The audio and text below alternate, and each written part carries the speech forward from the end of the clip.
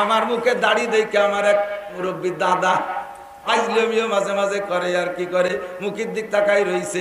আমি কইলাম, দাদা এমন মোহাব্বত না রাগের সাথে মুখের দিক তাকাই রইছে? কয়, দাদা তোর মুখখান দেখে আমার একটা কথা মনে পড়ে গেছে। আমাকে বাড়ি একটা দাড়িওয়ালা ছাগল ছিল, 2.5 কেজি দুধ হতো। ওই ছাগলটা মরে গেছে। ছাগলটা যখন কলমি খাতো তখন তুই পান খাওয়ার সময় যেমন দাড়ি নড়ে ওই রকম দেখা যায়। তোর মুখের দিক তাকাইয়া আমার ছাগলের কথা মনে পড়ছে। সবাই হাইছে দিছে, আমি একটু লজ্জা পাইলাম। লজ্জাটারে হজম করে আমি এবার উনার মুখের দিক তাকাই রইছি। উনি কয়, দাদা তুই রাগ হলি দেখি? না না, আপনার মুখের দিকে আমার তো নজর পড়ে গেছে। আপনার মুখ দেখে আমার একটা কথা মনে পড়ছে। তোর কি মনে পড়লো? আমি কইলাম, আমাকে বাড়ি বড় একটা আইডিয়া ছিল, আপনার মুখখানে একেবারে আইডিয়া রোলের মতো দেখা যায়। আল্লাহ তাআলা মায়ের স্তরের সেই ছিদ্রের মুখে এমন কুদরতি মেডিসিন আর মেশিন দিয়ে তৈরি সেট করে রাখছে।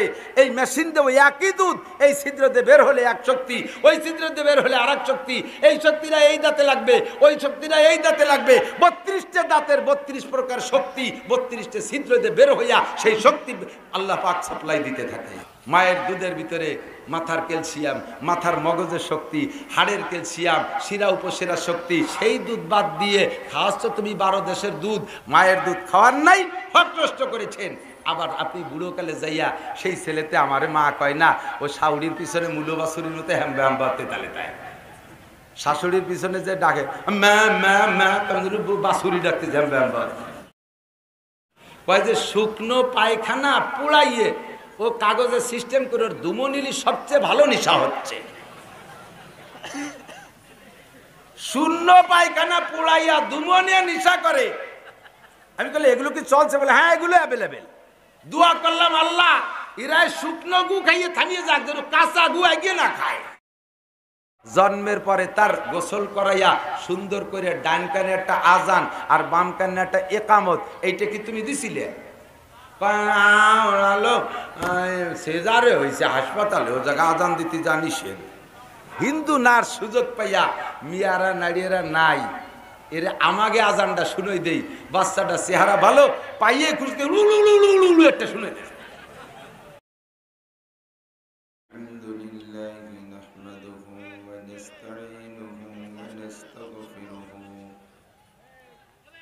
ونؤمن به ونتوكل عليه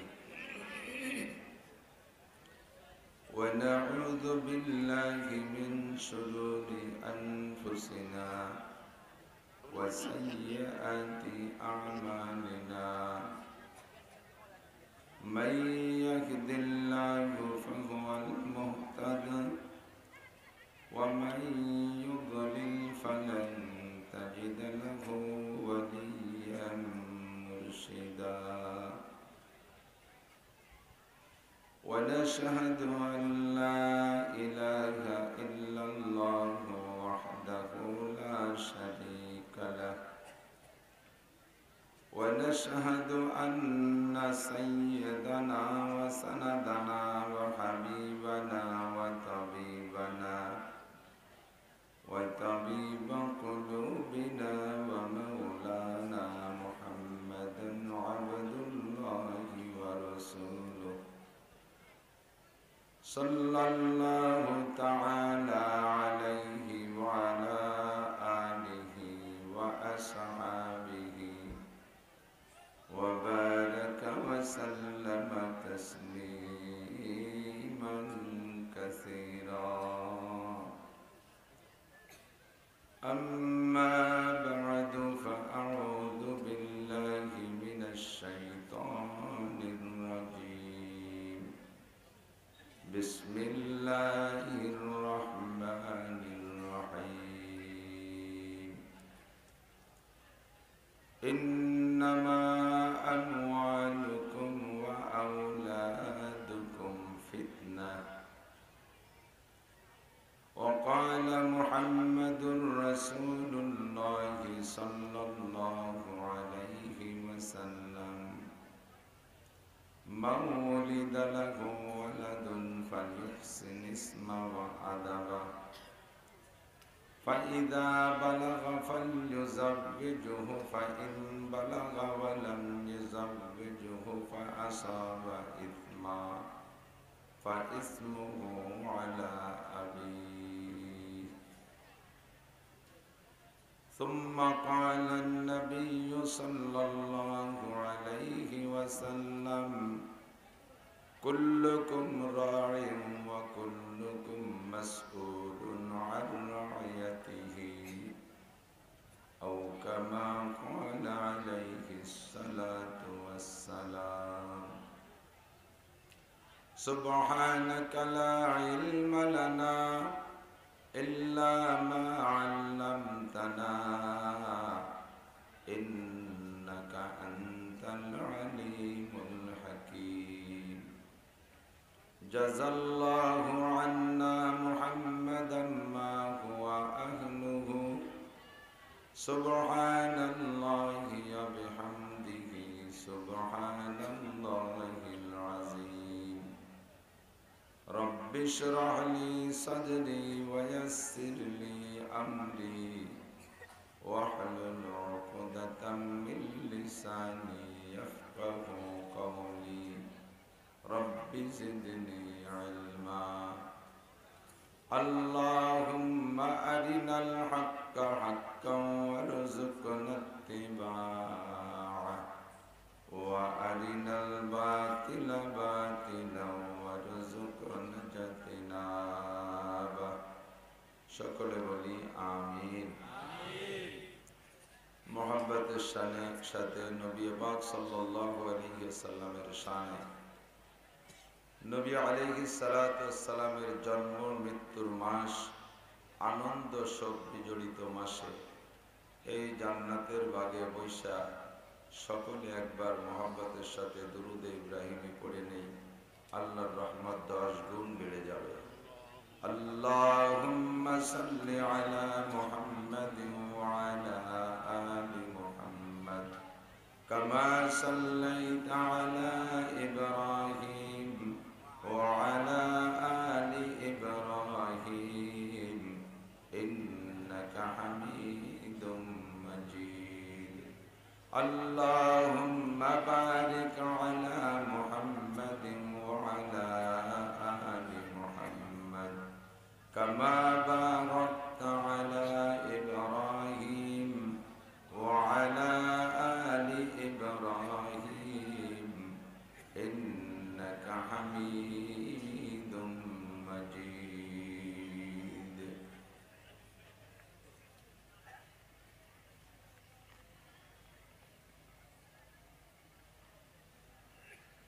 আল্লামা মুস্তাফা বড় হুজুর রহমাতুল্লাহ আলাইহি প্রতিষ্ঠিত দেশের অন্যতম খালেস দ্বীনি শিক্ষা প্রতিষ্ঠান ঐতিহ্যবাহী জামিয়া আরাবিয়া মদিনাতুল উলুম টেকেরহাট চরপসন নদী মাদ্রাসা এতিমখানা ও খানকায় আশরাফিয়া মাদানিয়ার উদ্যোগে আয়োজিত 3 দিন ব্যাপী বাৎসরিক নুরানি কুরআনী মাহফিল।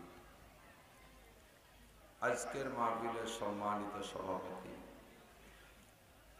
অত্র মাদ্রাসার সুযোগ্য মুহতামিম সাহেব হুজুর মাদ্দাজিল্লাহুল আলী। 3 দিন ব্যাপী বয়ান করেছেন হযরতে উলামায়ে কিরাম। অবশেষে আমার আগে বয়ান করেছেন আমাদের বৃহত্তর ফরিদপুরের উজ্জ্বল নক্ষত্র, ফরিদপুরের গৌরব, আন্তর্জাতিক খ্যাতি সম্পন্ন হযরতুল আল্লাম হযরত মাওলানা মুফতি মুহাদ্দিস আব্দুর রব ফরিদি দামাত বরকাতুহু আলিয়া। এ মাদ্রাসার অন্যান্য মুহাদ্দিসিনে কেরাম, আসাতিজায়ে কেরাম, এ অঞ্চলের অনেক অনেক উলামায়ে কেরাম, আইম্মায়ে মাসাজিদ, মাদ্রাসার আজিজ আমতুলাবা, প্রাণপ্রিয় আমার দেশবাসী, আল্লাহ জাল্লা জালালুহু ওয়া আম্মা নওয়ালুহুর শাহী দরবারে শুকর আদায় করি যে আল্লাহ তাআলা এই কয়েকদিন যাবৎ বৃষ্টির পরে 3 দিন ব্যাপী মাহফিলের 2টা দিনই বৃষ্টির মধ্যে চলে গেছে। অবশেষে শেষ দিন জুমার রাত আল্লাহ তাআলা আমাদের জন্য আবহাওয়া অনুকূল করে দিয়েছেন। এভাবে আমরা মাঠে ময়দানে বসতে পারবো আজকে, এটা আদৌ বিশ্বাস গতকালও ছিল না। ফাআলুল লিমা ইউরিদ আলা কুল্লি শাইইন কাদির, যাহা খুশি তাই করেন এবং যাহা খুশি তা করতে পারেন যিনি, তিনি আল্লাহ। তার কুদরতের এজহার আর বহির প্রকাশ করেছেন, আমাদের জন্য মনোরম একটা পরিবেশ আবহাওয়া দিয়েছেন এবং এই বাণিজ্যিক এলাকার হাজারো হাজার লাখো লাখ ব্যস্ত মানুষের মধ্য থেকে বাছাই ছাঁটাই করে দিনের কিছু বুঝ নেওয়া দেওয়ার জন্য আল্লাহ তাআলা আমাদেরকেই মনোনীত করেছেন। ধৈর্যের সাথে দীর্ঘক্ষণ বসে কথা শোনার তৌফিক দিয়েছেন, শুকর আদায় করে নেই আলহামদুলিল্লাহ। অবশেষে মাদ্রাসার এই বিশাল ভবনের বাকি কাজ সম্পূর্ণ করার জন্য আপনাদেরকে মোটা হাত, তৌফিকের হাত বাড়ানোর তৌফিক দিয়েছেন আল্লাহ তাআলা। অল্প থেকে অনেক, অনেকেই দান করেছেন, বেশিরভাগ মানুষের দান করেছেন। এ তৌফিক আল্লাহ দিয়েছে, আবারও শুকর আদায় করি আলহামদুলিল্লাহ। লাখো লাখ কোটি কোটি টাকা থাকতে পারে, আল্লাহ পাক তৌফিক না দিলে দান করা সম্ভব। এমনও মানুষ আছে বাংলার জমিনে হাজার হাজার কোটি টাকার মালিক, জীবনে একটা ফকিরের সাথে সাক্ষাৎ হয় নাই তাদের। ফকিরের সালামের উত্তর দেওয়ার সুযোগ পায় নাই। ফকির কোন জায়গা থাকে আর উনি কোন জায়গা থাকে কেউ চেনে না। কোটি কোটি টাকা কামাই কইরা যতটুক পারছে আরামায়েশে বসবাস কইরা আচানক দুনিয়ার থেকে চলে গেছে, একটা টাকাও আল্লাহর রাস্তায় খরচ করে যাইতে পারে না। আবার হাজার হাজার লাখ লাখ মানুষ আছে দৈনন্দিন প্রতিদিনের কর্ম প্রতিদিন করে খায়। দিনমজুর মানুষ সারাদিন কষ্ট করে 200, 250, 500 টাকা ইনকাম করেছে, ওর থেকে 100 টাকা মাদ্রাসায় দিয়ে থাকে, 10 টাকা ফকিরকে দিয়ে থাকে। এরকম মানুষও যথেষ্ট আছে। আল্লাহ তাআলা তৌফিক না দিলে কোনো ভালো কাজ করা সম্ভব, ঠিক কিনা? বড় কষ্ট পাচ্ছি। এই পাশে এক শ্রেণীর মানুষ চিল্লাপাল্লা করতেছে, ছাদে চিল্লাপাল্লা করতেছে। আবার এই পাশে বিল্ডিং এর ভিতরে আপনারা বসে আছেন, আপনারা সে খবরও জানেন না। আমি যেখানে বসছি তাদের চিল্লাপাল্লা জেলায় বসতেই পারি নাই, তারপরে নিজে নিজে সরিয়ে চলে এসেছি। খানার ও জায়গা এত ভিড়, তারা ওয়াজ শুনতে আসে নাই, আইসা চারটে খাতি। একটু বেশি না করে পারি না। বাবার হুস্সি খাইয়ে থাকেন, আমাকে গোপালগঞ্জে বাংলায় কয়। মাদ্রাসার ডাইল ভাত খাওয়ার জন্য হইন্যে হয়ে লাগছে। আসছো আজকে কিছু ওয়াজ শোনার জন্য, খাওয়া দাওয়া টালটু আল্টু বাদ দিয়ে একটু বসো। জিন্দেগির স্টার্টিং বাম দিক চলতেছে, একটু বয়ানের মাধ্যমে, ওলামাই কেরামের কথার মাধ্যমে ডান দিক ঘুরে যেতে পারে, ঠিক না?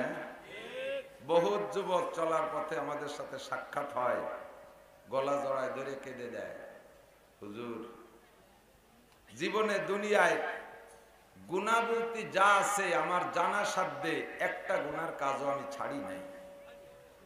আলহামদুলিল্লাহ, আলহামদুলিল্লাহ।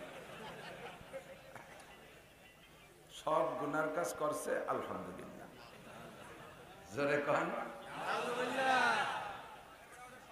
আপনার বয়ান শুনা, হাফিজুর রহমান হুজুরের বয়ান শুনা, চরমনার হুজুরের বয়ান শুনা, উলামায়ে কিরামদের বয়ান শুনা, হুজুর শুনতে শুনতে শেষ দিকে এসে শোনারও মিজাজ ছিল না।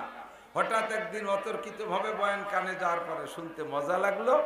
এরপরে শুনলাম, 2-4টে শোনার পরেই জীবনের মোড় ফিরে ফেলেছি। এমন ভাবে তওবা করছি যে সেই সকল গুনার জীবনে কল্পনাও করব না।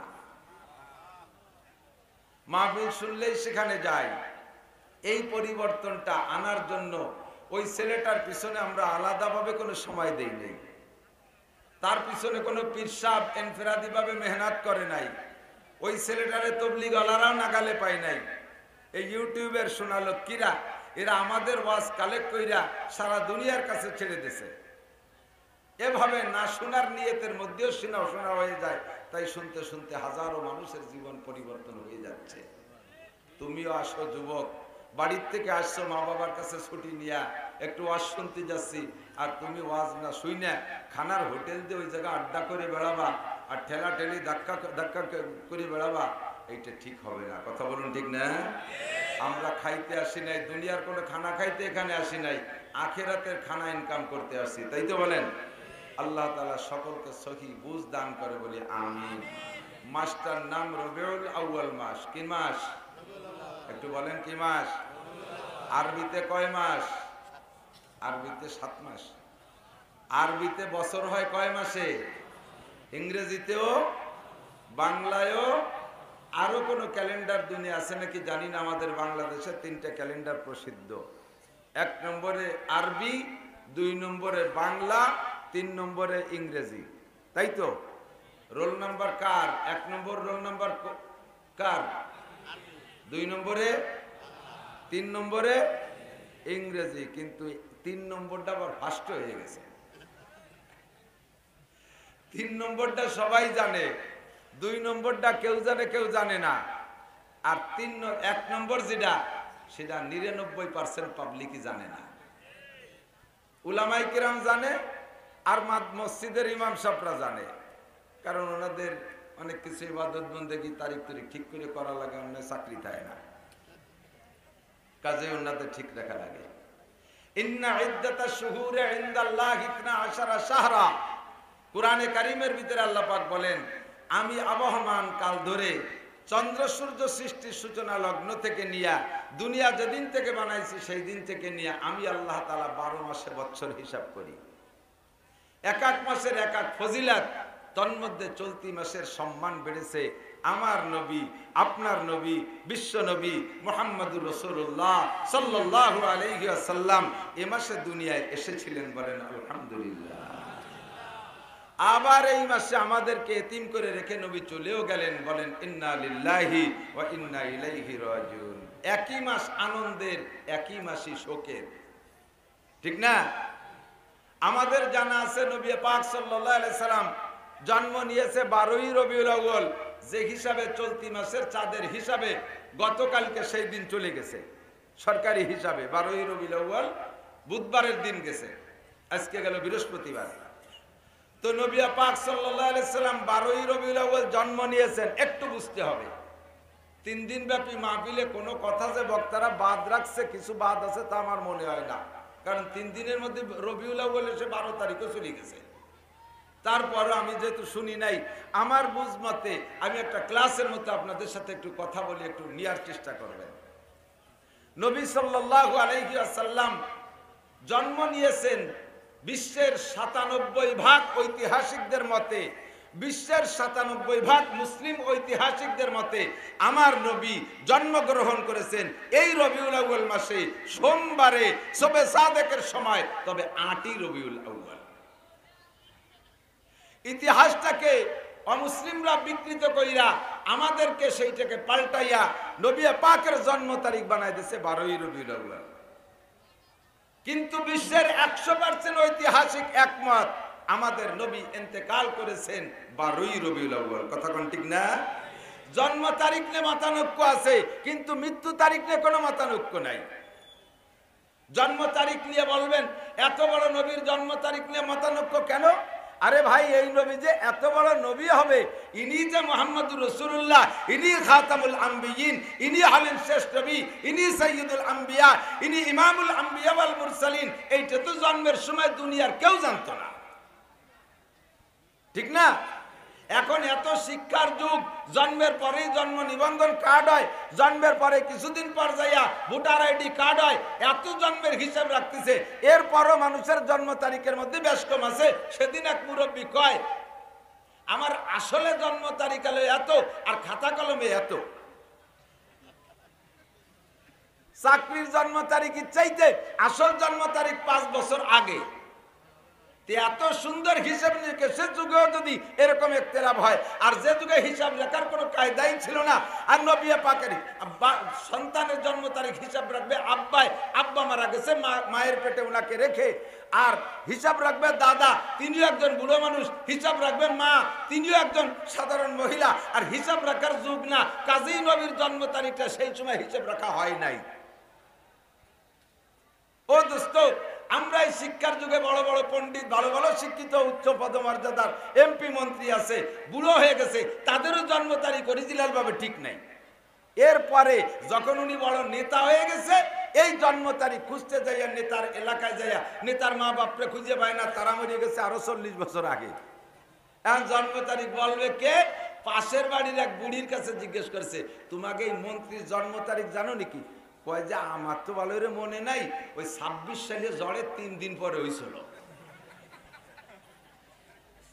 মনে করে নিজে বাপে জিন্দা দাফন করে দিত, মানুষে কাবা ঘরকে তওয়াব করতো ল্যাংটা হইয়া। ল্যাংটা হইয়া কাবা ঘর তওয়াব করে। জিজ্ঞেস করা হলো, ল্যাংটা হইয়া কাবা ঘর তওয়াব করো কেন?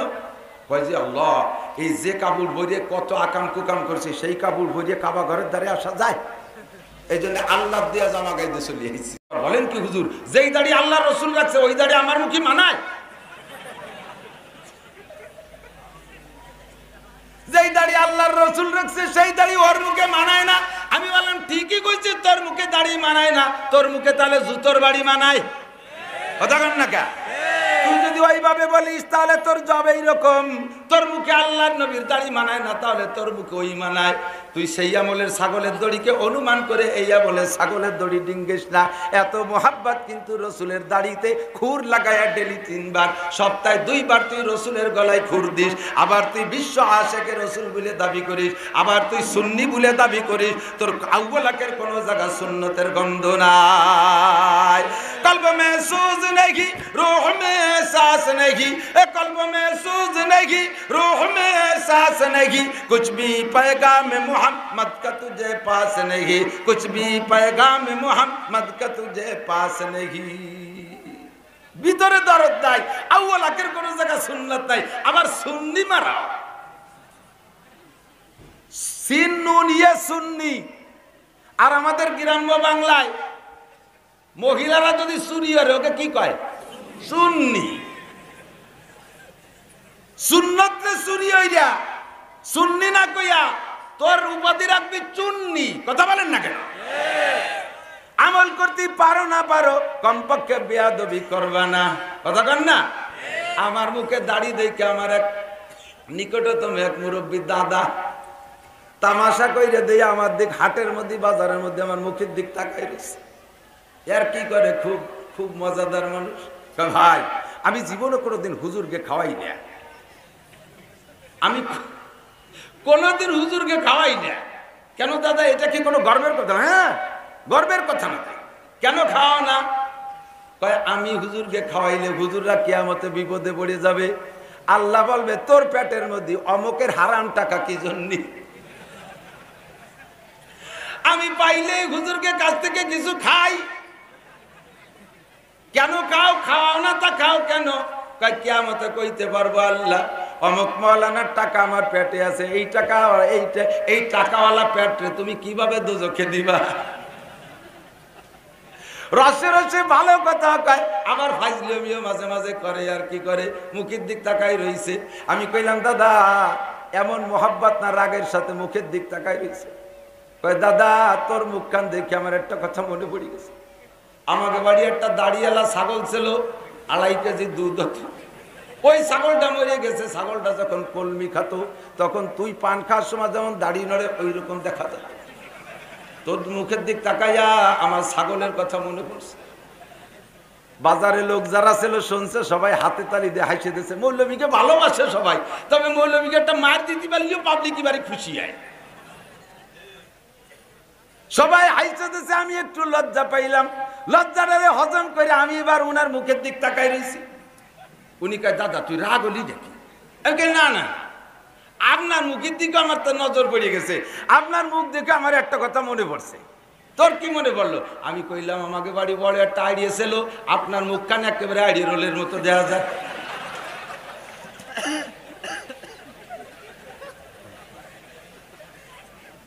তুই আমার মুখের দাড়ি যদি ছাগলের দাড়ির সাথে তুলনা করিস, তাহলে তোর দাড়ি কাটা মুখে আমি ওই জায়গার সাথে তুলনা করবো। কথা গানটি কি ঠিক না? সুন্নতের পরে আমল করতে পারো না, পরে দোস্ত সুন্নতের সাথে বেয়াদবি কইরো না।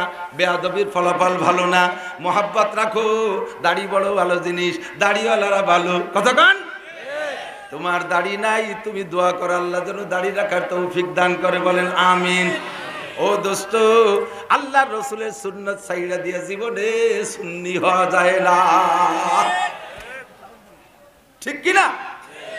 কাবাগার তওয়াফ করে কত বড় জাহেলের মূর্খ, কাপড় খুইলা কই এই কাপড় পরা অবস্থায় জিনা করেছি, এই কাপড় পরে সুদ খাইছি, এই কাপড় পরে ঘুষ খাইছি, এই কাপড় পরে কত অন্যায় করেছি, এই কাপড় পরা অবস্থায় তওয়াফ করা যায় না। এত বড় মূর্খ আর জাহেল আর বর্বরতার যুগ। সেই সময় কার জন্ম তারিখকে হিসাব রাখে? কাজেই মুহাম্মদুর রাসূলুল্লাহ সাল্লাল্লাহু আলাইহি ওয়াসাল্লামের জন্ম তারিখ হিসাব নিয়ে গড়বড় থাকাটাই স্বাভাবিক। তবে নবী যখন নবী হয়ে গেছে, ওনার মৃত্যু তারিখকে হিসাব রাখার জন্য মুসলমানদের মধ্যে বাগা বাগা তাজা তাজা কিয়ামত পর্যন্ত ওই দামের মানুষ আর আসবে না, ১৬ লক্ষ সাহাবা বিদ্যমান। এবার আমি মতানৈক্য করে বাদ দিয়া, এদিক মতানৈক্য বাদ দিয়া, জন্ম তারিখের মতানৈক্য বাদ দিয়ে আমি একমত পোষণ করলাম, হ্যাঁ নবীর জন্ম তারিখও 12 তারিখ আর নবীর মৃত্যু তারিখও 12 তারিখ। এবার আসেন ভাই, নবীর জন্ম তারিখও যেদিন, মৃত্যু তারিখও সেই দিন। জন্ম তারিখ চলে গেছে 63 বছর আগে, আর সেই তারিখে 63 বছর পরে এসে মৃত্যু তারিখ। আমার জন্ম তারিখটা ভুলে যাওয়া স্বাভাবিক, আমার মৃত্যু তারিখটা আমার কলিজায় আঘাত করেছে, আমাকে নবী এতিম করে রেখে গেছে। আমি মারাত্মকভাবে শোকাক্রান্ত, কথা বলুন ঠিক কি ঠিক না? আব্বার জন্ম তারিখ পালন করেছেন মরার আগ পর্যন্ত। আপনার আব্বার জন্ম ছিল 25শে জানুয়ারি, আবার মৃত্যু তারিখও 25শে জানুয়ারি। আব্বার মরার আগ পর্যন্ত প্রত্যেক বছর একবার উপযুক্ত সন্তানরা জন্মদিবস পালন করেছেন আব্বার নামে। কিন্তু আব্বা মারা যাওয়ার পরে সেই 25 তারিখেই আব্বা মারা গেছে, যেই 25 তারিখে এতদিন জন্মদিবস পালন করছেন, এবার 25 তারিখে আল্লাহ আপনার আব্বা মারা গেছে। মারা যাওয়ার পরে কি ওই 25 তারিখের সামনের থেকে জন্মদিবসের উৎসব করবেন না মৃত্যু দিবসের শোক পালন করবে? মৃত্যু দিবসের শোকই পালন করবেন, কথা কোন ঠিক ঠিক না? কারণ একই দিনে জন্ম দিবসের সকালে তো দুপুর পর্যন্ত হাসবে আর দুপুরেতে সন্ধ্যে পর্যন্ত কানবে, এই হয় নাকি একদিন? ওই হাসা কান্না একসাথে হয় না। কাজেই এখন থেকে জন্ম দিবসের খুশি বাদ, এখন থেকে বাবার মৃত্যু দিবসের কান্না চলে। তাই যদি হয় তাহলে আমার নবী 12ই রবিউল আউয়াল জন্মগ্রহণ করেও যদি থাকে, কিন্তু 12 তারিখে তো নবী মারা গেছে, আর আমাদের সব খুশিকে শেষ করে দিয়ে আমাদের এতিম করে গেছে। হযরত ওমর রাদিয়াল্লাহু তাআলা নবী পাকের ইন্তেকালের পরে খোলা তরবারি নিয়ে বের হইছে। এই যদি কেউ বলিস মুহাম্মদ মারা গেছে, তাহলে তার গর্দান উড়িয়ে দেব। পাগল হয়ে গেছে। নবীর মৃত্যু খবর হযরত ওমর বলতে মেনেই নিতে পারতেছে। হযরত আবু বকর যাই বলতে, ওমর ওমর লব্বাইক ইয়া সাইয়্যিদি, নেতা লব্বাইক, কি খবর, তুমি পাগলামি করতেছো কেন? যদি কেউ বলে নবী মারা গেছে তাহলে তার গর্দান উড়িয়ে দেব, এমন পাগল হয়ে গেছে। সাথে সাথে হযরত আবু বকর আয়াত শুনিয়ে দিলেন, ওয়া মুহাম্মাদুন ইল্লা রাসূল قد خلت من قبله الرسل أفإن مات أو قتل انقلبتم على عقبيه।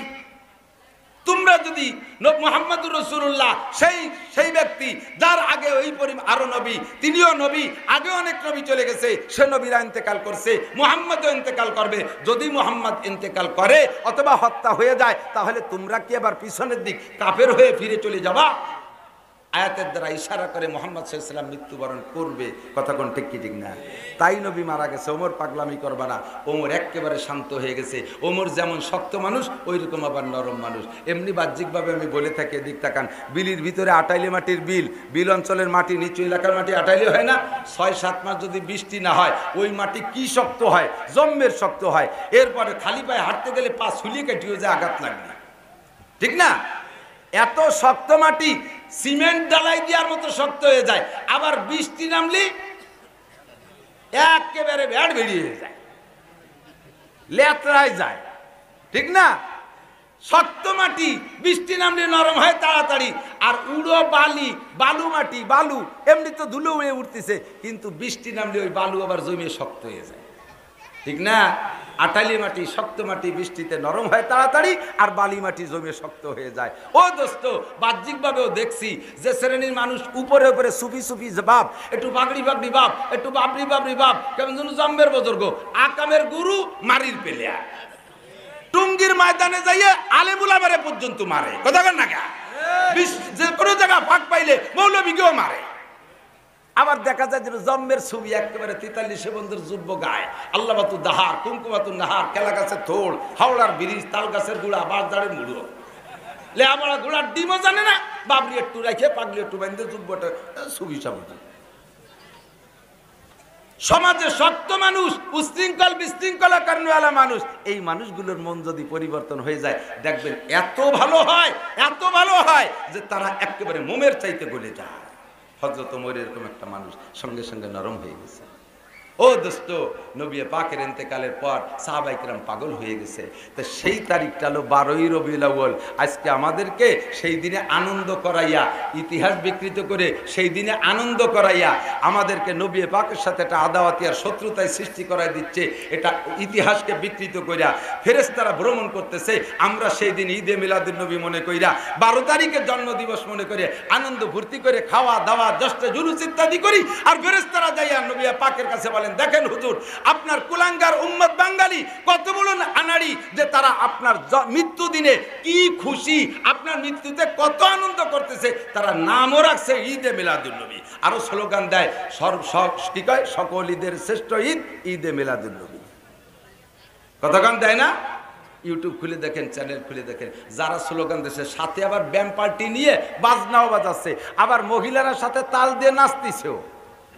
আমার সাহাবায়ে কেরাম আবু বকর ঈদে মিলাদুন নবী পালন করে নাই, নবীর মৃত্যু দিবস পালন করে নাই, হযরত ওমর করে নাই, হযরত আলী করে নাই, হযরত উসমান করে নাই, সাহাবায়ে কেরাম করে নাই, তাবেঈনরা করে নাই, তাবেঈনরা করে নাই, আইম্মা মুস্তাহিদিন করে নাই, আবু হানিফা, শাফিঈ, আহমদ, মালিক করে নাই, বুখারী, মুসলিম, তিরমিজি ওয়ালা করে নাই, কোন বুজুর্গানের দিন ঈদে মিলাদুন নবী আর নবীর মৃত্যু দিবস পালন করে নাই। এইটা আমাদেরকে সব ইবাদত বাদ দিয়ে একটা ইবাদত এনে খাড়া করছে, তার নাম দিয়েছে ঈদে মিলাদুন নবী।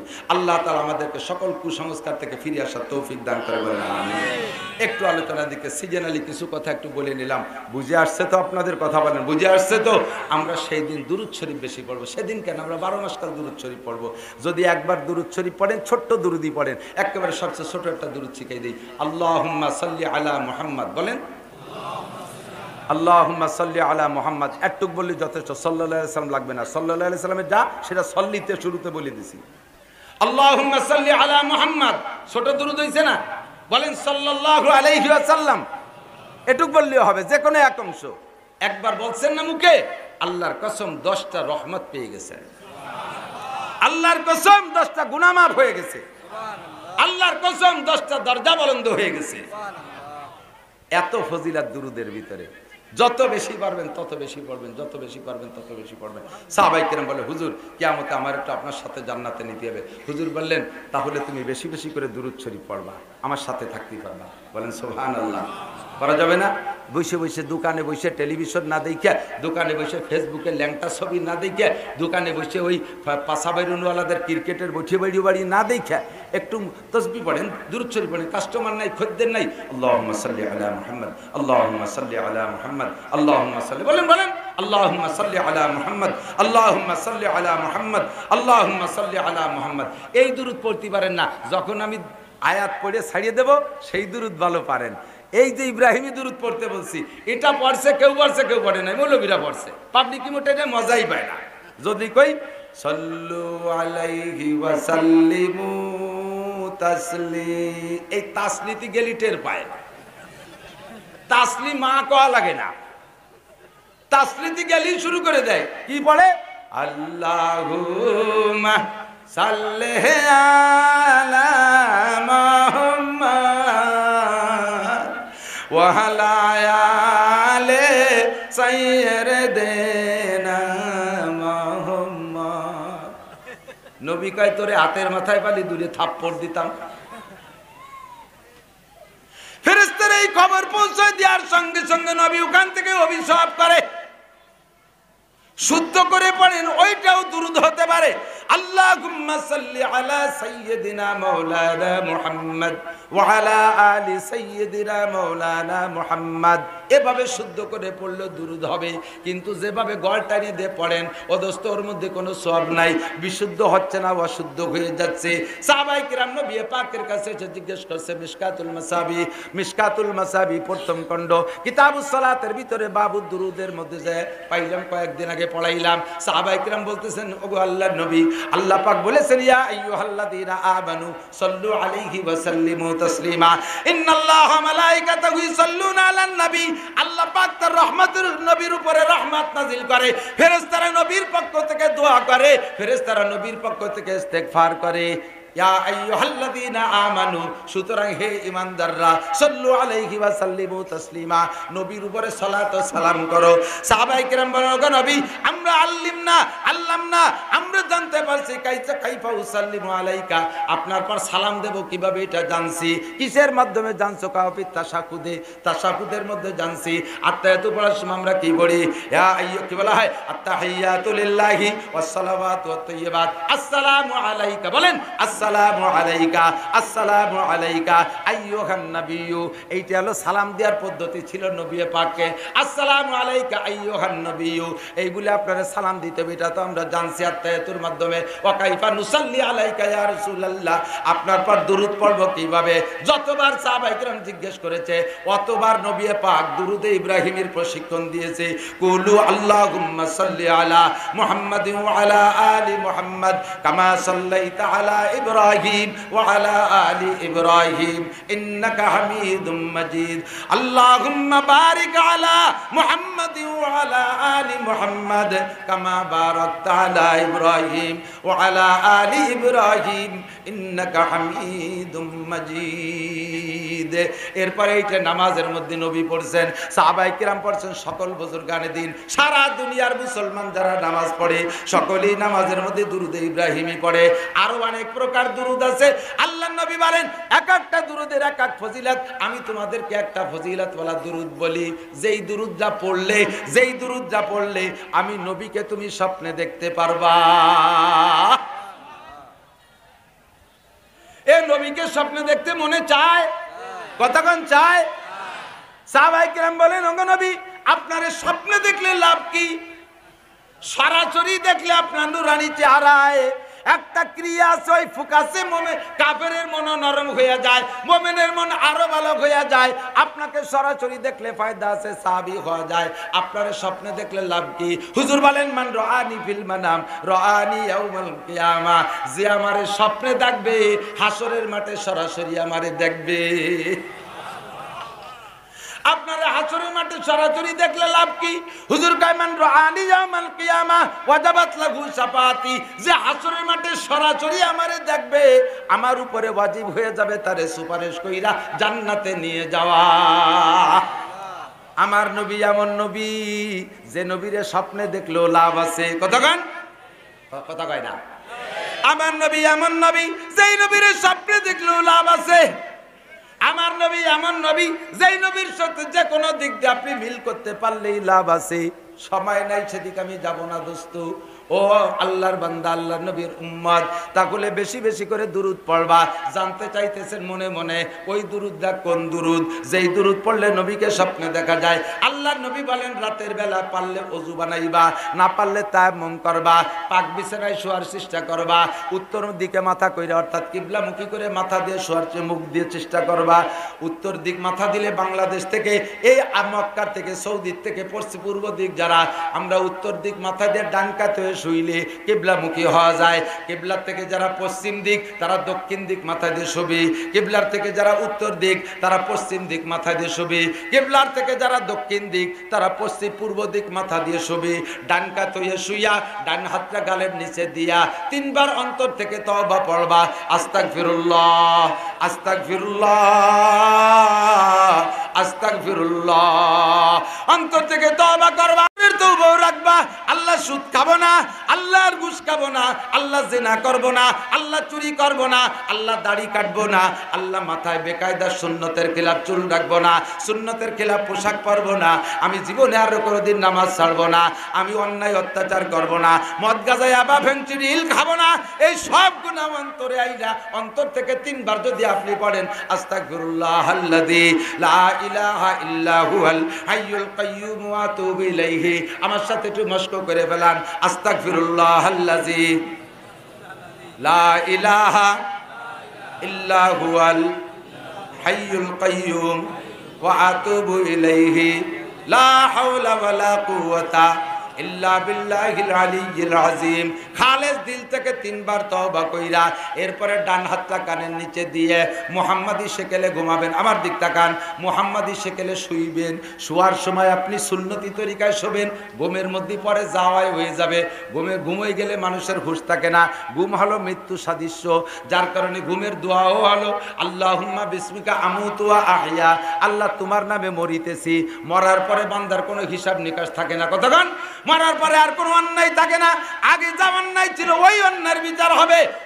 ঘুমটা হলো মরণের সাদৃশ্য, ঘুম হয়ে যাওয়ার পরে মানুষের ওই ঘুমের মধ্যে যা কিছু উল্টো পাল্টা হবে ওর কোনো হিসাব নাই। ঘুমের থেকে উঠে দেখছেন লুঙ্গিটা পরনে নাই, ঘুমের থেকে উঠে দেখেন লুঙ্গি গলায় পেঁচানো, প্যান্টটা খাটের নিচে পড়ে গেছে, ওই দোষ আপনার লেখা হবে না। কিন্তু শোয়ার সময় সুন্নতি তরিকায় শুতে হবে।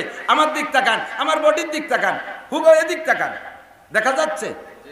এইভাবে যদি আমি উত্তর দিক ডাইন কাতে শুয়ে পড়ি, আমার বডিটা মোহাম্মদ শব্দ লেখা হয়ে গেছে। এমন করে যদি পারে একটু ভাঁজ করে ডান দিক কায়তে শুই, আমার বডিটা মোহাম্মদ শব্দ লেখা হয়ে গেছে।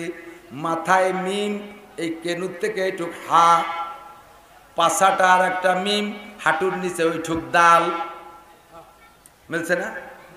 মাথাটা মিম, কেনুর থেকে এইটুক হা, আর পাছাটা আর একটা মিম, আর হাঁটুর নিচে দাল।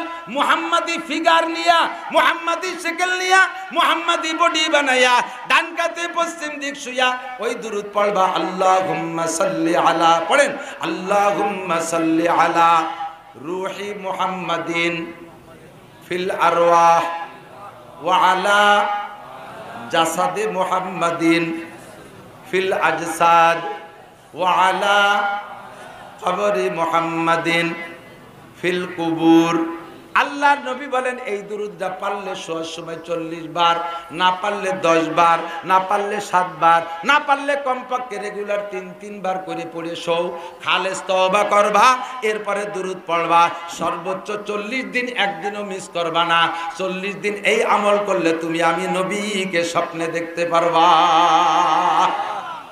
আমার যদি স্বপ্নে দেখো কিয়ামতের মাঠে কোটি কোটি মানুষের মধ্যে আমারে দেখবা, আর আমার সাথে যদি তোমার দেখা হইয়া যায়, তাহলে তোমার বাম্পার ফলন, তোমার বিশাল ইনকাম আমি নবীর উপরে ওয়াজিব হয়ে যাবে তোমারে সুপারিশ কইরা জান্নাতে নেওয়া।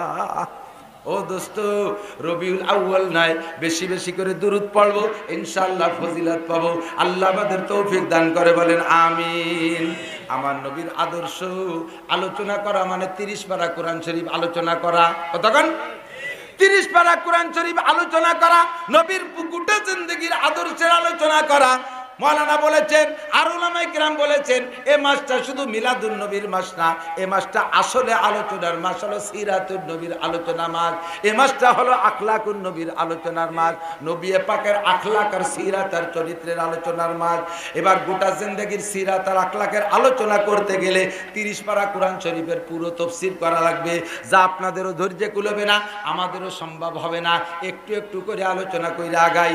আমার নবীর আদর্শ আর সিরাতের মধ্যে একটা নবী পাক সাল্লাল্লাহু আলাইহি ওয়াসাল্লাম বলেন, হে দুনিয়ার মুসলমান, তোমাদের কাছে আমি জিজ্ঞেস করি, নবীও জিজ্ঞেস করেছেন, নবীর পক্ষ থেকে আমি জিজ্ঞেস, আমার দিক এদিক এদিক, যারা মুরব্বী হয়ে গেছেন, ছেলে মেয়ের বাপ হয়েছেন, তারাও জবাব দেবেন। আর যারা বিয়ে করিস নাই, যুবকরা এদিক টাকা, আল্লাহ বাসালি বিয়ে করবি, সংসার হবে, তুই একদিন আব্বা হবি।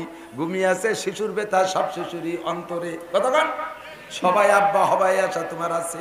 আমি একটু জিজ্ঞেস করি, যারা আব্বা হইছেন, সন্তান আছে আপনাদের, আর যারা আব্বা হবা, তোমরা এখন সন্তানের কাতারে আছো, কেউ কি তামান্না করেন, কেউ কি চান যে আমার ছেলেটা গাঁজাখোর হোক, আমার ছেলেটা আন্তর্জাতিক খ্যাতি সম্পন্ন নুসক, না আপনার ছেলেটা চোর হোক, ডাকাত হোক, মস্তান হোক, সন্ত্রাস হোক, বিয়াদব হোক, ফেন্সিডিল খোর, ইয়াবা খোর, সাইগু খোর, নিশা করতে খাইতে খাইতে কি খাওয়া শুরু করছে আমি কই মাঝে মধ্যে 4 বছর আগে ঢাকায় গেছি মাহফিলে মুন্সিগঞ্জ, যুবকরা কানে কানে কয় সত্যি না মিথ্যে তা ওরা জানে, অনেক সময় আমাকে খেপার জড়িয়ে কয় যে হুজুর ইদানিং নতুন এক প্রকার নেশা বের হয়েছে, সুবহানাল্লাহ। কি কদি কয় যে শুকনো পায়খানা পুড়াইয়ে ও কাগজে সিস্টেম করে দুমনিলি সবচেয়ে ভালো নেশা হচ্ছে, শূন্য পায়খানা পুড়াইয়া দুমনিয়া নেশা করে। আমি বলি এগুলো কি চলছে, বলে হ্যাঁ এগুলো অ্যাভেলেবেল। দোয়া করলাম আল্লাহ এরা শুকনো গু খাইয়ে থামিয়ে যাক, যেন কাঁচা গু এগিয়ে না খায়। বলেন আমিন। টের পাচ্ছে না কোন জায়গায় আমিন কবে, ওরা যেন আওয়াজ আবার না খায়, বলেন আমিন। আপনার ছেলেটা পাশাবের অন্য প্যান্ট পরে গুরুক, এটা কি আব্বা চান? আপনার ছেলেটা আর এক বাড়ির একটা যুবতী মাইয়েরে নিয়ে আইছে উঠুক আবাদে বিয়ে ছাড়া, এইটা কোন কোন আব্বা চান? চান কেউ? যারা আব্বা হয়েছেন তারাও চান না, যারা আব্বা হবার তারাও চান না যে আমাদের সন্তানগুলো এত নষ্ট হোক, কেউ চায়। কিন্তু সিচুয়েশন সিস্টেম বর্তমান প্রেক্ষাপট যা চলতেছে, এই প্রেক্ষাপট আর এই সিচুয়েশনের সন্তানদেরকে ওই নোংরামি থেকে উঠাইয়া ভালো বানানোর কোনো সম্ভাবনা চোখের সামনে দেখতেছি, ঠিক কিনা? যেই সিস্টেমের সন্তান ভালো হবে সেই সিস্টেমে কেউ আগাচ্ছি না। আল্লাহ নবী পরামর্শ দিচ্ছেন, নবীর চাইতে ভালো উপদেষ্টা দুনিয়ায় আছে? কার্ল মার্কস, ডারউইন, বিশ্বের কোন বিজ্ঞানী, 2.5-3 লক্ষ নবী রাসূলও না, আমার নবী সবচাইতে বড় উপদেষ্টা। আর নবী আউলা বিল মুমিনিনা মিন আনফুসিহিম, আমি আমার নিজের যত আপন, আমি আমার নিজের যত খায়ের খা, আমার চাইতে আমার নবী আমার জন্য বেশি বড় খায়ের খা। কথা কোন ঠিক ঠিক না? নবী যে পরামর্শ দেয় ওই পরামর্শ অনুযায়ী যদি সন্তান গড়েন, তাহলে খোদার কসম এই সন্তানগুলো লুচ্চ হবে না, বদমাশ হবে না, বেয়াদব হবে না, মেয়েগুলো ল্যাংটা হইয়া বাজারঘাট করবে না, মেয়েরা বাপের বাড়ি যাইয়া বাপের বাড়ি থাকতে বেয়াদবি করবে না, শ্বশুর বাড়ি যে শ্বশুর শাশুড়ির সাথে বেয়াদবি করবে না। সমাজটা সুন্দর হবে যদি ওই পদ্ধতিতে আগায়। কথা কোন ঠিক ঠিক না? মুরব্বীরা কয় হুজুর ছেলেরা বড় উশৃঙ্খল হয়ে গেছে, একটু দোয়া করেন, একটু দোয়া করেন। ও বাবা, আমি আপনার কাছে জিজ্ঞেস করি, ছেলেদের কাছে আপনার হক চান, আপনি কি ছেলে মেয়ের হক আদায় করছেন? আপনি যদি ছেলে মেয়ের হক আদায় না করে থাকেন, তাহলে আমি হাজারো ওয়াজ করি আপনার এই ছেলেদেরকে হক আদায় করতে পারবো।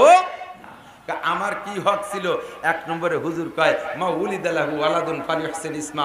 অন্য হাদিসের মধ্যে আসছে বাচ্চা জন্মের পরে সর্বপ্রথম বাচ্চার হক আপনার কাছে, সর্বপ্রথম বাচ্চা বড় হয়ে ইনকাম করতে শেখার পরে হলো সন্তানের কাছে আপনার হক।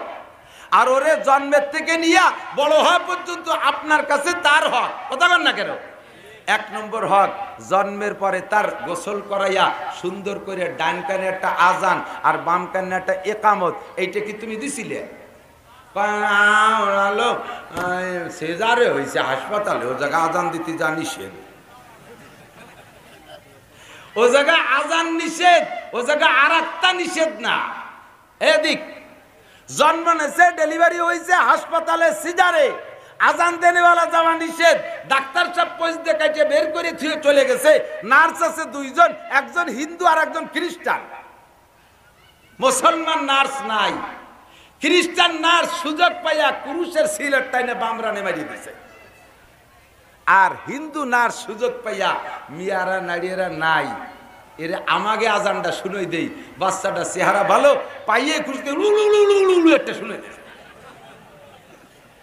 ওর ডান কানে উড়ু উড়ু, বামরানে খ্রিস্টানের সিল। এই ছেলেরে কোরআন শরীফ বাইটিয়া মশলা বানাইয়া খাওয়াই দিলিও, কোরআন শরীফ দিয়ে তাবিজ বানাইয়া গলায় ঝুলাই দিলিও, ও কোরআনের মর্যাদা বুঝবে না, আল্লাহর মর্যাদা বুঝবে না, ইসলামের মর্যাদা বুঝবে না। বড় বড় পদে যাইয়া আল্লাহর কোরআন দিয়ে ঠাট্টা করবে, রসুল নিয়ে তামাশা করবে, ইসলাম নিয়ে ব্যঙ্গ করবে। কথা বলেন ঠিক ঠিক না? ওর কানে জন্মের সময় উলুধ্বনি, সুন্নতে মায়ের দেশে ও ছেলে তোমার হক আদায় করবে না। কথা কন না? আর এই সিজার ছাড়া উপায়ও নাই। বর্তমানে সিজার ছাড়া বাচ্চা পেটে যাওয়ার সাথে সাথে ভ্যান চালায়, রিক্সা চালায়, মাটি কাটে, দিনমজুর, সেও আলাদা ব্যাংকে আলাদা এক জায়গা কোটোর প্রতি টাকা থই, বাচ্চা তো কাটিয়েই বেরোতে হবে, শিং কেটে বেরোতে হবে। এই জন্য পয়সা গোছায়। 1 মাস 2 মাস হইতে না হইতে খালি পরীক্ষা আর পরীক্ষা। ডাক্তারদের কাছে এমন কৌশল আছে, এমন সুন্দর সিস্টেমে জন্ম নিয়ন্ত্রণ করাচ্ছে যে ওই প্রথম পরীক্ষায় গেলে সেই মেডিসিন প্রয়োগ করে দেবে, আর সেই মেডিসিনের কারণে বাচ্চা এমনভাবে টাইট হবে নর্মাল ডেলিভারি করে সম্ভাবনাই নাই, কাটিয়ে বের করতে হবে। আর কাটার ঘাট মাত্র 3 দিয়ে, এবাসে 1 পোস্ট, এবাসে 1 পোস্ট, মাঝখানে একটা, 3 বার কাটার পরে পেট কাটার আর জায়গা নাই, কাজেই তুমি আর বাচ্চা নিবা না, হয়ে গেল কাম। মহাসম্পদ, মানব সম্পদের চাইতে বড় সম্পদ হইতে পারে? কথা কর না কেন? টের পাচ্ছে না কি কইতেছি? মানুষের চাইতে বড় দামি আর কিছু আছে? কথা কর না? আপনি গরুর ব্যবসা করেন, গরু পালেন, গরু পাইলে পোষেন, আপনি গরুর খামার করছেন, আপনার গোয়েল ভরা তাগড়া তাগড়া 6 লাখ টাকা দামের 20 দিয়ে যদি ষাঁড় থাকে, আপনি খুশি হন না? ষাঁড় পালছেন 20 দিয়ে একটুতে বড় করতে করতে বিশাল 6 লাখ টাকা দামের হয়েছে, বাঘের মতো সিংহর মতো 6টা ষাঁড় দাঁড়ায়, 20 দিয়ে 20টে ষাঁড় দাঁড়ায় আছে, কুরবানির চাঁদ ওঠেনি কি খালি গাবতলির হাটে নেবেন টিরাক ঠিক করতে, কি খুশি। এই 20টে গরু আপনার পালে থাকলে আপনি এত খুশি, আপনার পালে 20টে ছেলে হলে আপনি খুশি হন না কেন? 20টে গরুর দাম বেশি না 20টে ছেলের দাম বেশি? একটু কন না। 20টে গরুর দাম বেশি না 20টে ছেলের দাম বেশি? 5টা গরুর দাম বেশি না 5টা ছেলের দাম বেশি? 20টে ছেলেকে হবে না, খালি খালি অত বড় খোটের মধ্যে যাইয়েন না। গেলাম না, 5টার মধ্যেই থাকলাম। বড় বড় 5টা ষাঁড়ের মর্যাদা বেশি না 5টা মানুষ ছেলের মর্যাদা বেশি? 5টা ছেলের, একটা ওসি, একটা টিওনো, একটা ম্যাজিস্ট্রেট, একটা ডিসি, একটা জজ।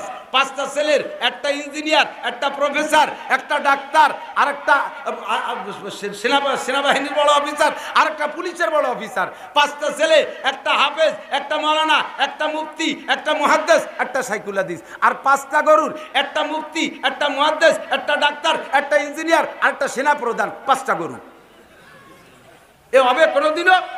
22 লাখ টাকা বিক্রি হবে কুরবানির চাঁদের 10 তারিখ আসা পর্যন্ত, হায়াত শেষ। ঠিক কিনা? গরুর মর্যাদা বুঝলে ছেলের মর্যাদা বুঝলে না, গরুর মর্যাদা বুঝলে সন্তানের মর্যাদা বুঝলে না। ব্রেক করে থামাই দিছো একটা অথবা 1.5টা অথবা 2টা। 1.5টা মানে একটা ফুর হয়েছে আর একটা আইকল হয়েছে, ঠ্যাং নাই, একখান হাত নাই, একখান কান নাই, একটা চোখ নাই, এটা এক সাইড ধরেই নাই। এতটুকুর পর খুশি। ফাঁকে একটু কয়ে যাই, এক বাপের এক ছেলে, এক বাপের এক ছেলে। আমি গোটা বাংলাদেশ ঘুরে আসছি, পেপার পত্রিকা দেখি, বাস্তব দেখি, নগদে দেখি, সরাসরি দেখি, ফোন শুনি। 99% শতকরা 99% এক বাপের এক ছেলে উড়টিয়া, বাদামিয়া, লুচ্চো, বিয়াদব, মদকর, গাঁজাখোর, এবাকর, হাইলুও, ফালতু, আসুসা, আপাদুয়া, বেড়াল হুটুয়া,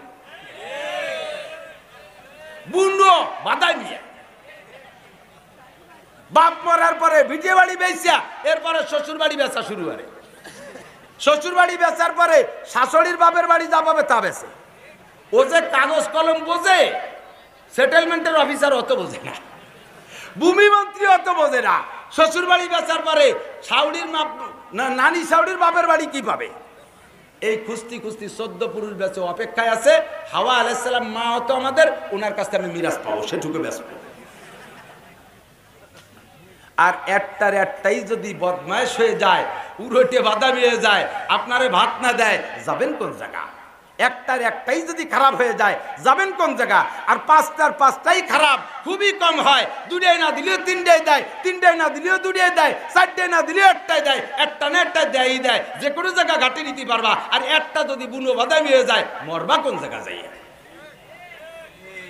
সব মুহি ঠিক, কাজে আবার যা যা দরকার সব তো শোকের তলে আছে। আস্তাগফিরুল্লাহ, আল্লাহ মাফ করুক, আমিন। এবার তোমার সন্তানের হক তুমি আদায় করেছো, ডান কানে আজান বাম কানে ইকামত যদি দিয়ে থাকো, আল্লাহর সাথে রসুলের সাথে জন্মের সময় তার পরিচয় করাই দেছো, 2 নম্বর সুন্নত আদায় করো। তুমি ওই বাচ্চাটাকে মায়ের দুধ খাইতে দেওয়ার আগে বাজার থেকে, টেকের হাট বাজারের থেকে, এই টেকের হাট বাজারের থেকে খেজুর কিনে ঘরে রাখবা। এই মাদ্রাসার মোহতাম সাহেব হুজুরে নিবা, এই মাদ্রাসার বড় একজন আলেমকে নিবা, নিয়ে আলেম সাহেবকে দিয়ে খেজুর খাওয়াইবা। আর ওই খেজুরের থেকে হুজুর খাওয়ার পরে মুখের থেকে একটু মিষ্টি লালা বাচ্চার জিভে লাগাই দিবা। ওই বাচ্চারে আস্ত খেজুর খাতি দিবা না, আস্ত খেজুর দিলে তো বাচ্চা গিলতে পারবে না, তো খাই বুঝে না। তেফলে রাগার না দেখি বার যায়সি, তেফলে রাগার না দেখি বার যায়সি, তেফলে মিসকিনরা আজানান মুরদাগির। দুধের বাচ্চারে গোস্ত রুটি দিলি চলবে না, ওরে খেজুর খাওয়ানো যাবে না। হুজুরের জিব্বে থেকে খেজুর মাখানো একটা লালা হুজুর নিজের হাত দিয়ে দেবে। হুজুরের যে মেধা, হুজুরের যে তাকওয়া, হুজুরের যে পরহেজগারি, হুজুরের ভিতরে যে আল্লাহওয়ালা ভাব, এর অংশ আল্লাহ তাআলা আপনার সন্তানকে দেবে। ও যদি ডাক্তার হয়, ও যদি ইঞ্জিনিয়ার হয়, ও যদি শিল্পপতি হয়, ও যদি কোটিপতি হয়, ও চেয়ারম্যান হবে, মেম্বার হবে, এমপি হবে, মন্ত্রী হবে, জীবনে কোনোদিন আল্লাহ আল্লাহ রসুলের বিরুদ্ধে, ইসলামের বিরুদ্ধে কোনো সংবিধান খাড়া করবে না।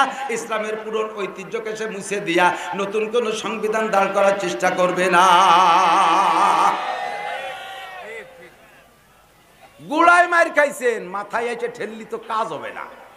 আমি বলে থাকি না উদাহরণ, মেয়েগুলি গাছ লাগানোর সময় গুড়াটা বাড়ির মধ্যেই লাগাইয়া মাথাটা বাসের বাড়ির দিকে কাজ করে দিচ্ছেন।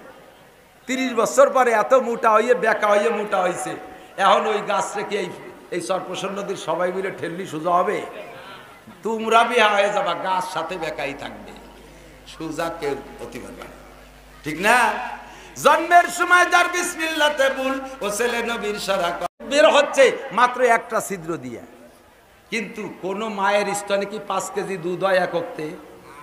বাচ্চায় খায় 1 পোয়া, 1.5 পোয়া, আধা কেজি, বেশির বেশি এরকম খায়। বেরোয় কয়টা ছিদ্রতে জানেন? 2 স্তনে 32টা ছিদ্র আছে, 16 32টা ছিদ্র। মুখে 32টা দাঁত আছে, সব দাঁতের শক্তি একরকম নয়। আল্লাহ তাআলা মায়ের স্তনের সেই ছিদ্রের মুখে এমন কুদরতি মেডিসিন আর মেশিন দিয়ে তৈরি সেট করে রাখছে। এই মেশিন দিয়ে ওই একই দুধ এই ছিদ্র দিয়ে বের হলে এক শক্তি, ওই ছিদ্র দিয়ে বের হলে আরেক শক্তি।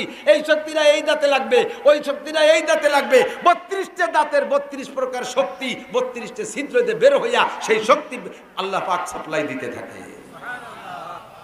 মায়ের দুধের ভিতরে মাথার ক্যালসিয়াম, মাথার মগজের শক্তি, হাড়ের ক্যালসিয়াম, শিরা উপশিরার শক্তি, হার্টের শক্তি, লাংসের শক্তি, বাল্বের শক্তি, ডায়াবেটিস প্রতিরোধ, হার্ট বিমার প্রতিরোধ, বাল্বের শক্তি ইত্যাদি শক্তি আছে মায়ের দুধের ভিতর দিয়া।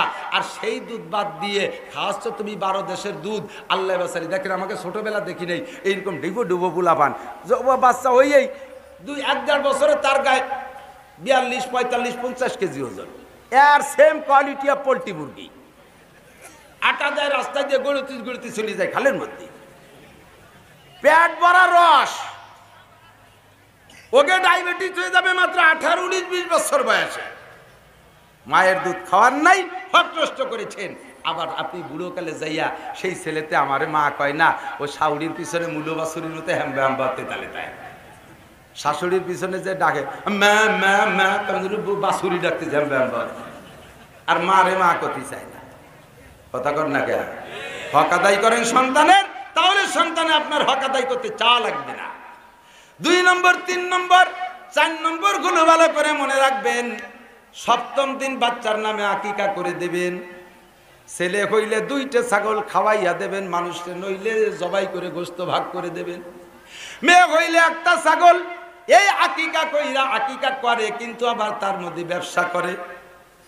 আকিকা খাওয়াইয়া খড়ে আটকাইয়া সামনে কালেক্টর একটা বসাই দিয়া, কিরানি মোহরি বসাই দিয়া জম্মের কালেকশন করে। 2 ছাগলে খরচ হয়েছে 20,000, সব মিলে খরচ হয়েছে 50,000। এক আকিকায় ইনকাম করছে 2 লক্ষ টাকা। এক যে ছেলের তো আকিকায় ভালোই হলো, আমার আকিকাটাও কি করি ফেলবো নাকি? তো ভালোই ইনকাম। কয় বেটার আকিকা করে 20 বছর চলতে পারবা, এটা ফাজলামি। নবী বলেন আকিকার দাওয়াত পাইয়ে যদি কেউ না খায় সে সুন্নতের খিলাফ করলো। ওলিমা বউবাতের দাওয়াত পাইয়া, যাকে আরবিতে বলে ওলিমা, বাংলায় কয় বউবাত, এই বউবাত অনুষ্ঠানের দাওয়াত পাইয়ে যদি কেউ না খায় ফালাইসা মিন্নি, সে আমার উম্মত না। নবীরে কইলাম হুজুর খাবো তো দাওয়াত পাইয়া, কিন্তু ও বাড়িতে খাইয়া আসার সময় যে আবার কালেকশন করে তা কি এরবো? নবী কয় জম্মের খাবি, পরাণ বইরে খাইয়া দাঁত বারে হাসতে হাসতে চলে আসবে, পকেটে হাত দিবি না। এই আকিকা কালেকশন করা টাকা, ওলিমা কালেকশন করা টাকা, এই টাকা শুয়োরের পায়খানার চাইতে হারাম। আর এক অনুষ্ঠান করে মুসলমানি অনুষ্ঠান, তা আবার টাইম মতো দেয় না। 16, 18, 20, 22 বছর বয়স, সেই সময় পাইট দেয়। আজামেরটা ডেকে 3 দিন মাইক বাজাইয়া, এরপরে গরু দুটিয়ে মারিয়ে দিয়ে খাওয়াইয়া আর এক কালেকশন।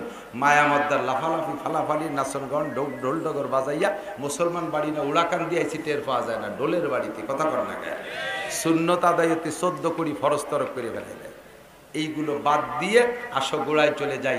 তাহলে বাচ্চার আকিকা করেন, আকিকা করবেন বিনা পয়সায়, 1 টাকা কালেকশন করবেন না, হারাম টাকা কালেকশন করবেন না। 7ম দিন বাচ্চাটার নাম রাখবেন কি বলা হয়, মা উলিদাহু আলাদুন ফালিউহসিন ইসমা ওয়া আদাবা। নবী বলেন সুন্দর করে একটা নাম রাখো, ভালো একটা নাম রাখো। এই মাদ্রাসার হযরত মাওলানা মুস্তাফা সাহেব রহমাতুল্লাহ আলাইহির নামের সাথে নাম মিলেও এই নামটা মুহাম্মদুর রাসূলুল্লাহ মুস্তাফা সাল্লাল্লাহু আলাইহি সাল্লামের নামের সাথে নাম মিলে যাবে। কথা কোন ঠিক না? ও তো সব পুরোর নাম, নিউ নাম রাখতে হবে। নিউ নাম রাখতে রাখতে রাখতে রাখতে যা ছাতা মাথা আওয়াজ আবার রাখে, তা কইয়ে ডাকতেও লজ্জারে বমি আসে। ফেরেশতারাও নাম কছিল লজ্জা পাবে, ইয়ে কয় কি, লালটু বল্টু জুয়েল টুয়েল টুলু লুলু সেনু মেনু, এ কি নাম? সংক্ষেপে 2 অক্ষরে নাম। বড় করে নাম রাখো, সুন্দর করে নাম রাখো। নামের বরকতে কিয়ামতে হাজারো সন্তান পার হয়ে যাবে, আর সে পার হয়ে গেলে তুমি আব্বা তার ওসিলায় নাজাত পেয়ে যাবা। নাম ভালো একটা রাখছে, সেটা থাকে টিরাঙ্গে, আর সবসময় মানুষের সামনে থাকে ছোট্ট একটা বিশাল নাম একটা আছে। তোর নাম কি? কয় নাম তো শুনি নে, ওটা হলো টিরাঙ্গে থাকে, আইডি কার্ডে টিরাঙ্গে থাকে। ফালিউহসিন ইসমা ওয়া আদাবা। এরপরে হুজুর বলেন আদব শিক্ষা দাও। এ যুবক আমার দিক তাকাও, আদব তাজ তে আজলুত পে এলাহি বেনে বরসর বেরো হর জাকে খাহি। যত ভালো আদব আছে দুনিয়ার কোন আদব মুহাম্মাদি আদবের সাথে মিল খাবে? জোরে কান খাবে? আল্লাহর নবীর আদবের চাইতে আদব নাই, নবীওয়ালা আদবের চাইতে আদব নাই। নবীওয়ালা আদব শিখতে হলে আসেন মাদ্রাসায়। আমি চ্যালেঞ্জ করে বলতে পারি, আমি 100 বার চ্যালেঞ্জ করতে পারি, আমার মাদ্রাসার ছেলেরা গালাগালি করে না, মাদ্রাসার ছেলেরা অকথ্য ভাষায় গালি দেয় না, মাদ্রাসার ছেলেরা কারো সাথে বিয়াদবি করে না, মাদ্রাসার ছেলেরা চুরি করে না, মাদ্রাসার ছেলেরা ডাকাতি করে না, 99% মাদ্রাসার ছেলেরা লুচ্চমি করে না, পরের গাছের নারকেল চুরি করে পাড়িয়ে খায় না, পরের ঘরের মুরগি চুরি করে খায় না, মাদ্রাসার ছেলেরা পরের গাছের খেজুরের রস চুরি করে খাইয়া ঠিলের মধ্যে মুতে থই না, মাদ্রাসার ছেলেরা টালটু বাল্টু করে না, পরের মায়ের গায়ে অ্যাসিড মারে না, উলাম মুরব্বীদের সাথে বেয়াদবি করে না। মাদ্রাসার ছেলেরা দেখলে আপনাদেরকে মহব্বতের সাথে সালাম দেয় না? কত সুন্দর। আসসালামু আলাইকুম, এই আমি আসছি, ছোট ছোট বাচ্চারা আসসালামু আলাইকুম, হুজুর আমি জুতোটা নেই, হুজুর কোথায় বসবেন, হুজুর কি খাবেন, হুজুর পানি লাগবে, হুজুর পান লাগবে, হুজুর নাস্তা খাবেন, কত সুন্দর। আর বহুত অন্যান্য পরিবেশে গেছি, তারা কথা বলতেও জানে না, দিশেও পায় না, কারণ কিছুক্ষণের জন্য লেখাপড়া করে ছেড়ে দেয়, এরপরে আদব আদর্শের প্রশিক্ষণ নাই। এখানে উস্তাদরা সাথে থাইকা 24 ঘন্টা তাদেরকে আদব শিক্ষা দেয়। এই মাদ্রাসার খবর আমি জানি না, আশা করি তেমনই। আসেন আপনি আমার মাদ্রাসায়, আমার সুলতান সেই মাদ্রাসায় যাবেন, মাগরিবের নামাজের পরে একবারে এলান দেওয়া লাগে না, ছোট থেকে নিয়ে মক্তবের এতটুকু পোলা পান, সেগুলো মাগরিবের 4 রিকাত 5 রিকাত 3 রিকাত ফরজ, 2 রিকাত সুন্নতের পরে 4 রিকাত আওয়াবিনের নামাজ সকলে পড়তেছে। ফজরের নামাজের পরে সবাই সূরা ইয়াসিন তিলাওয়াতে বসে গেছে, ছোটরা যারা না পারে তারা তসবিহ পড়তে তালে আছে। জোহরের নামাজের পরে খতমে খাদি গান পড়তেছে। নামাজের 10 মিনিট আগে মসজিদে যাবে। আপনারা জানতেও পারবেন আমার মাদ্রাসা 450 ছাত্র পুরুষ শাখায়, একটা ছেলে মসজিদের মধ্যে বসা আছে এমন কোনো আওয়াজ পাবেন না।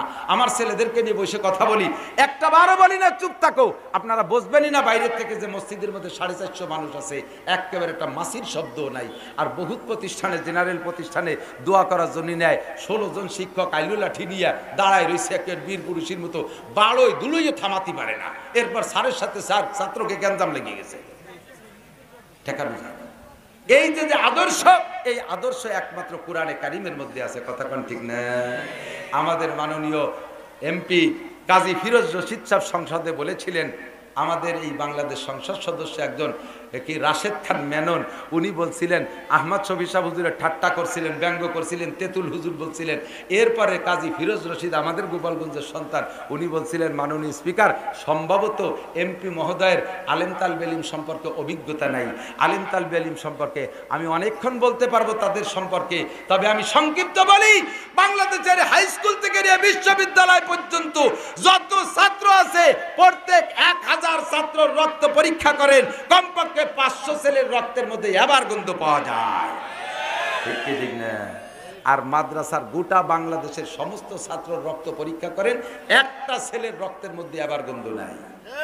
পরিষ্কার পবিত্র পরিচ্ছন্ন রক্ত পাইতে হলে এখানে আসেন, কারণ এদের সাথে লাগছে কোরআনের ছোঁয়া। আর কোরআন এমন একটা ফিল্টার, যার মধ্যে ঢুকলে ওমর খলিফাতুল মুসলিমিন হয়ে যায়, যার মধ্যে ঢুকলে আবু সুফিয়ানের মতো কাফেরদের নেতা সে আল্লাহর ওলি হয়ে যায়, সাহাবা হয়ে যায়, যার মধ্যে ঢুকলে বড় বড় মস্তান ওলি হয়ে যায়। এই কোরআনের ফিল্টার ছাড়া অন্য কোনো ফিল্টার নাই মানুষকে অরিজিনাল মানুষ বানানোর জন্য। ঠিক কি ঠিক না? আসেন দোস্ত, নবীওয়ালা আদর্শে আমি নিজেও গড়ি, আমার সন্তানদেরকেও গড়ার চেষ্টা করি। দেশটা সুন্দর করে গড়তে হলে আগে লাগবে মা ভালো, তাহলে হবে সন্তান ভালো, আর সন্তান যদি ভালো হয় তাহলে আর ওয়াজ নসিহত লাগবে না, এমনিতেই সমাজ গড়ে উঠবে। আল্লাহ তাআলা আমাদের সকলের সন্তানদেরকে নেক সন্তানে পরিণত করুক, সবাই বলি আমিন। আপনাদের এলাকার এই মাদ্রাসা প্রথম সময় হযরত মাওলানা মোস্তফা হুজুর রহমাতুল্লাহ আলাইহির সাথে আমার আপন মামা হযরত মাওলানা বজলুর রহমান সাহেব ছিলেন, ওই নড়াইল কালিয়াবাড়ি মামাও ছিলেন এই জায়গায় সেই সময়। পরে মামা চলে গেছেন, আমার কাছে মামা এই মাদ্রাসা বিস্তারিত বলেছেন। এই সাথে সেই সূত্রে আমার মাম বাড়ির আবদার হিসেবে এই মাদ্রাসার সাথে আমারও খানিকটা সম্পর্ক আছে, মহব্বতে আসি। গত বছর না তার আগের বছর এসে হুজুরকে পেয়েছি, আর এবছর হুজুর চলে গেছেন। আমিও এবার আসি, আগামীবার নাও থাকতে পারি। কথা কোন ঠিক না? আপনি এবার আসেন, আগামীবার নাও থাকতে পারেন। এই জন্য যুবকরা বসো, তোমাদের জন্য দোয়া হবে, ভালো লেখাপড়া করবা, ভালো চাকরি পাবা, ভালো বিয়ে শাদী করতে পারবা, কর্মজীবন উজ্জ্বল হবে, সবকিছু মিলে তোমাদের পক্ষে দোয়া হবে। দুরূদ শরীফ পড়ি, আল্লাহুম্মা সাল্লি আলা মুহাম্মাদিন ওয়া আলা আলি সাইয়্যিদিনা মুহাম্মাদিন ওয়া বারিক ওয়া সাল্লিম। আল্লাহুম্মা সাল্লি আলা মুহাম্মাদিন ওয়া আলা আলি সাইয়্যিদিনা মুহাম্মাদিন ওয়া বারিক ওয়া সাল্লিম। রব্বানা যালামনা আনফুসানা ওয়া ইল্লাম তাগফির লানা ওয়া তারহামনা লানাকুনান্না মিনাল খাসিরিন। ربنا آتنا في الدنيا حسنة وفي الآخرة حسنة وقنا عذاب النار ربنا هب لنا من أزواجنا وذرياتنا قرة أعين واجعلنا للمتقين إماما। মেহেরবান আল্লাহ, আমাদের জীবনের সমস্ত গুনাহ খাতা মাফ করে দেন। আয় আল্লাহ, 3 দিন ব্যাপী মাহফিলের সমাপনী দিনের শেষ অধিবেশনে আলোচনার শেষে তোমার শাহী দরবারে ভিক্ষার দুখানা হাত তুলেছি। এই মজলিসের মধ্যে সবচেয়ে বড় গুনাহগার আমি, সবচেয়ে বড় অপরাধী আমি। মেহেরবানি করে আল্লাহ তোমার নেককার বান্দা বান্দীদের সাথে আমাদের সকলের গুনাহ খাতা তুমি মাফ করে দাও। আয় আল্লাহ, আমাদের আব্বা মা মাই মুরব্বী যারা কবরে চলে গেছে সকলকে তুমি মাফ করে দাও। আয় আল্লাহ, এই মাদ্রাসার প্রতিষ্ঠাতা মুরব্বী আয় আল্লাহ দুনিয়া থেকে চলে গেছেন, ওনার জীবনের সমস্ত গুনাহ খাতা মাফ করে দেন। আয় আল্লাহ, ওনাকে জান্নাতুল ফেরদাউসের আলা মাকাম দান করেন। আয় আল্লাহ, ওনার সাথে যারা মোহাব্বত রাখতেন এই এলাকার কবরে চলে গেছে সবাইকে জান্নাতুল ফেরদাউস নসিব করেন। দুনিয়ায় যারা ওনার মোহাব্বতের মানুষ, ভালোবাসার মানুষ বেঁচে আছে, আজকে এখানে যারা সকলেই ওনার মোহাব্বতের মানুষ, মেহেরবানি করে ওনার সাথে আমাদের সকলকে মাফ করে দেন। আয় আল্লাহ, দেশ বিদেশ থেকে তোমার অনেক বান্দারা মাদ্রাসায় দান ধ্যান করে দোয়া চেয়েছে। আয় আল্লাহ, সজল নামে একজন দোয়া চেয়েছে, সকলকে তুমি মাফ করে দাও। জান মাল ইজ্জত আবরু তুমি হেফাজত করো। সুস্থতার সাথে ইজ্জতের সাথে প্রশস্ত রিজিকের সাথে আমাদের সকলকে লম্বা হায়াতে দান করো। আয় আল্লাহ, টেকের হাট বাণিজ্যিক এলাকা, বেশিরভাগ ভাইরা ব্যবসা বাণিজ্য করে, সকলকে হালাল ভাবে সহি শুদ্ধভাবে ব্যবসা বাণিজ্য করার তৌফিক দান করো। সকলের ব্যবসা বাণিজ্যে বরকত দান করো। আয় আল্লাহ, প্রত্যেকের ব্যবসার টাকা থেকে এই মাদ্রাসায় মোটা ভাবে দান করা তৌফিক দান করো। যারা আজকে দান করলেন সকলের দান কবুল করে নাও। সকল দানকারীদেরকে কিয়ামতে আনসার ও বদরি সাহাবাদের সাথে জান্নাতি করে দিও। দুনিয়ায় সকল প্রকার রোগ ব্যাধি বালা মুসিবত থেকে আমাদেরকে হেফাজত করো। গোটা বাংলাদেশকে তুমি রক্ষা করো। বিশ্বের সমস্ত মুসলমানদেরকে তুমি হেফাজত করো। আমাদের সকলকে সন্তানের হক সঠিকভাবে আদায় করার তৌফিক দান করো। আয় আল্লাহ, পাক্কা সুন্নি মুসলমান হওয়ার তৌফিক দান করো। পাক্কা সুন্নি মুসলমান হওয়ার তৌফিক দান করো। বেদাতি থেকে আমাদেরকে হেফাজত করো। বেদাতি থেকে হেফাজত করো। আয় আল্লাহ, মূর্তি পূজা শিরকি থেকে হেফাজত করো। আয় আল্লাহ, সকল প্রকার কুসংস্কার থেকে হেফাজত করো। আয় আল্লাহ, আমাদের সকলকে মরণের আগে সুস্থ থাকতে হজ ও উমরা করার তৌফিক দান করো। যারা গিয়েছি তাদের বারবার যাওয়ার তৌফিক দান করো। এই মাদ্রাসার সকল অভাব তুমি দূর করে দাও। পরিমাণ মতো কালেকশন হয় নাই আল্লাহ, বিল্ডিংয়ে অনেক টাকা লাগবে। যার টাকা তুমি কবুল করছো সে সকল বান্দাদেরকে মোহতাম সাহেবের সাথে যোগাযোগ করায় দাও। আয় আল্লাহ, তাড়াতাড়ি তোমার এই দিনই কারখানাকে তুমি পরিপূর্ণতায় পৌঁছাইয়া দাও। চলাফেরার পথে আমাদের সকল প্রকার হাদেসা, দুর্ঘটনা, অ্যাক্সিডেন্ট, চোর ডাকাত, গুন্ড, বদমাশ, শত্রু দুশ্মনের হাত থেকে হেফাজত করো। মা বোন যারা পর্দার আড়ালে আছে তাদেরকে তুমি তাদের আশা তুমি পূরণ করে দাও। সাল্লাল্লাহু তাআলা আলা খালিকিহি মুহাম্মাদিন ওয়া আলিহি ওয়া আসহাবিহি আজমাইন বিরহমাতিকা ইয়া আরহামার রাহিমিন। আসসালামু